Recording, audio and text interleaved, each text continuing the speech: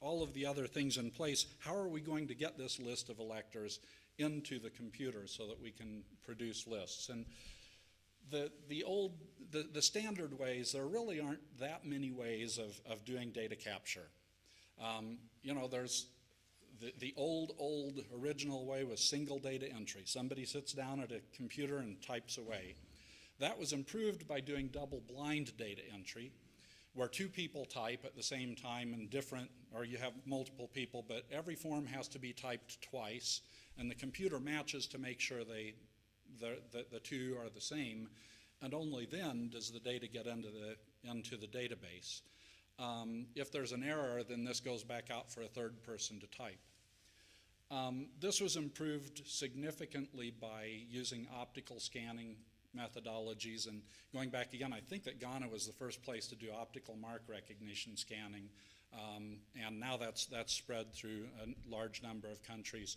Now, in addition to the optical mark recognition, handwriting recognition, or ICR, intelligent character recognition, is also used for scanning, although the accuracy rate tends to be a bit less than optical mark.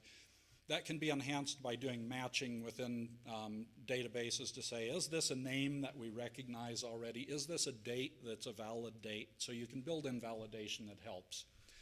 Now, one of the trends that I see that can be a big help to people is, to EMBs, is allowing online voter registration.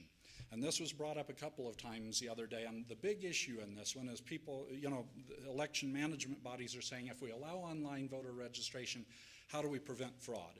Anyone can go on and register from anywhere, claim that they live places. Well, one of the solutions to this that I've seen that I really like is to allow online application and in-person validation. The way this works is that the voter goes online, types out the registration form, and then prints it. Then has to take that form and show up in person at a registration center to have that validated, to say, okay, yes, I'm the person on the form. The advantage of that is huge. It means that now you have the voter or political parties setting up their own registration centers to help people fill out registration applications, sometimes civil society organizations facilitating registration at registration centers. But the voter actually is there and seeing, or even with his own hands on the computer, the data that's going to show up in the voter registration. However, that doesn't get him in. That data is then saved in a storage area. When the voter comes and shows up at the registration center, then it's a matter of just typing in the number from the form or using a barcode to scan the form and say, yes, I know this person, now this one's validated. At that point, the data is moved from the holding database into the voter register database. So this is an innovation that I think can help a lot with the accuracy and decreasing the manpower needed to do registration.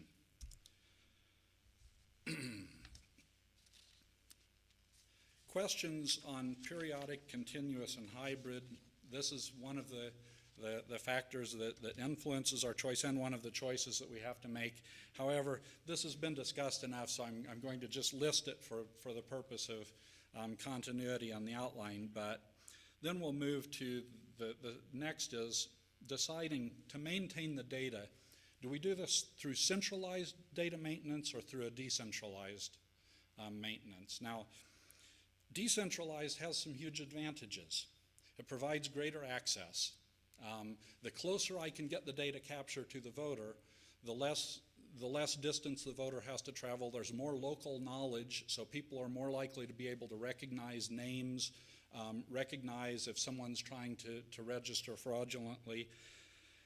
However, local decentralized registration has its drawbacks and lack of control. And that includes lack of quality control, but it also can include some type of loss of validation control. If local politicians want to somehow stack the deck and you're doing all of the registration at local levels, then these local politicians can have a whole lot more influence over who gets on the register that's going to affect their election. Centralized gives us the control, over those things, and we can have rules that have to be enforced, but then we sacrifice that access. People may have to travel a little farther to register, and we sacrifice the local knowledge. I've seen a number of attempts to try to create some type of hybrid, and I don't have a model for that really is perfect, but to the extent that we can allow people to take registrations locally and then somehow do a centralized validation, I think this is the best of the two, because it allows us to make sure the laws are enforced, but it still gives us the local hands-on approach in making sure the data that gets in there is accurate. On maintenance of the data, I didn't include this on the slide, but other things that are really critical in terms of making decisions and on how we're going to maintain the data is knowing how are we going to keep this updated. And we've talked a lot about the one-off type registrations in previous sessions, that if the register is a product, then we create it and are we finished with it? But if it's a process, then we have to have something in place so that the day I print a list, it starts getting worse every day. People on the list die, people move, more people come of age, so we have to have some way to keep it updated. And I would go so far as to say that, I mean, every voter register in the world is either getting better every day or it's getting worse every day. There's no middle ground. If you have a process in place for keeping it updated, then you can constantly be improving it. If you don't have that in place, every day it's getting a little bit worse. Removal of people who are no longer eligible seems to be one of the most significant problems. So having some type of way to detect who are deceased persons, who are persons who have left the country. These are external factors a lot of times. If there's a good births and deaths department that's keeping track of all deceased, if there are valid incentives to get people to register deaths, then removing them is just a matter of coordinating data between the agencies. Many countries don't have any way to ensure, especially in rural areas, that people who die somehow are registered with the government. And if that's the case, then you may need to come up with some other methodology for removing people, such as, I think someone mentioned the other day, just the importance of having annual affirmation of your registration. Dead people usually, although they might vote, they usually won't show up to register again. This is the same with change of address and removal. Well, with change of address, some countries already have a good way for people to register that. If you don't, then you need to take that into consideration in developing your methodology and make sure there's a way for people to easily update their address and that there's some incentive for them to do so. Usually the incentive comes from the political parties. If you can engage political parties and make them partners in keeping the data updated, they have the vested interest in making sure that their supporters are registered where they're supposed to be registered. Removal of duplicates is the last thing that I'll mention on the maintenance of data, and I'll just go back to what we were saying the other day, is that the most important thing on removal of duplicates is that this has to be done through some type of orderly legal and procedural process that also is transparent and accountable. The worst case that I've seen of removal of duplicates showed up, we talked about it in our afternoon session, but in the Philippines they implemented a new biometric system.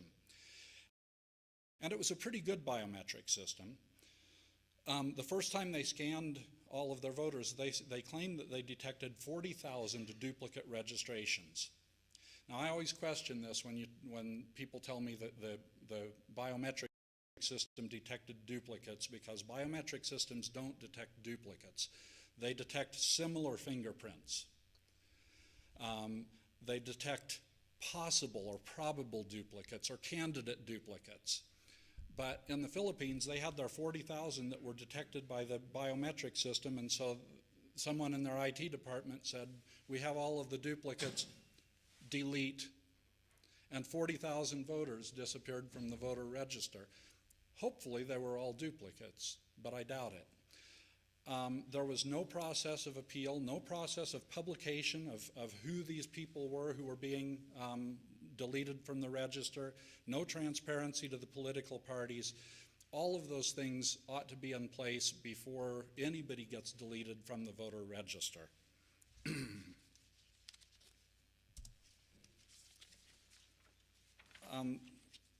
Another factor that influences choice of methodology is data privacy versus transparency issues. There's a basic principle in elections is that a candidate ought to have the right to know who the constituents are who are voting for him. How can I serve my constituents if I don't know who they are?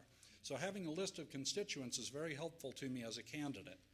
At the same time, as a voter, when I register, I have the right to know that my personal information isn't going to be broadcast for the whole world to see. And so somewhere on this continuum between laws that protect my personal privacy and laws that protect the candidate's right and political parties' right to know who their constituents are, we've got to find a balance in those, and that's got to be a part of the methodology that we develop.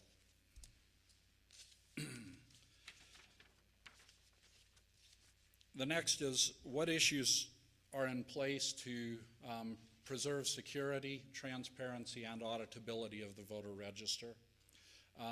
This can include prevention of or detection of tampering. You know, security is a two-part thing. There's detection and prevention.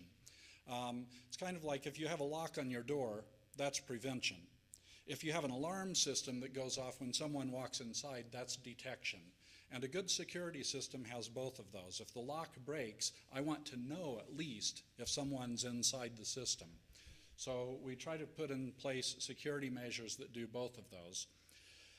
And just as important are knowing what measures are available to allow stakeholders to monitor and track changes to the voter register. Whether it's a periodic register or a continuous, there should be some type of publication, a regular publication of what's changed on the register. And this can be as simple as just making a list broken down by constituencies of who was added, who was removed. Possibly a third category is who's changed, but I've seen some places where they do that.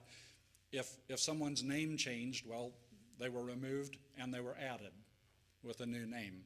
So, but somehow there should be a way that all stakeholders can look at that list and say, from time to time, what's changed from the previous list? That type of transparency can help build the trust because, well, I don't even need to trust you anymore. I can see what happened, and maybe that's even in many ways better than trust. You know, transparency will build trust, but even without trust, if I had to choose between the two, I'll take the transparency.